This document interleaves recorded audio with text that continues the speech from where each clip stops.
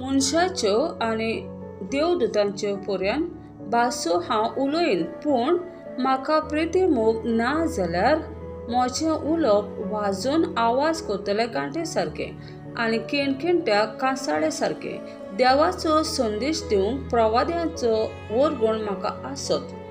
देवाचें सगळें गुदार्थ स्वता ओळखूंक आनी ताचे जाणवायेचो थाव पर्यान घेवंक म्हाका मेळत आनी दोंगर एके सुवातेर थावन दुसरे सुवातेर काडून धाडूंक भावार्थाची येदी शक्ती म्हाका आसत। पूण म्हाका प्रिती मोग ना जाल्यार हांव कांयच न्हय।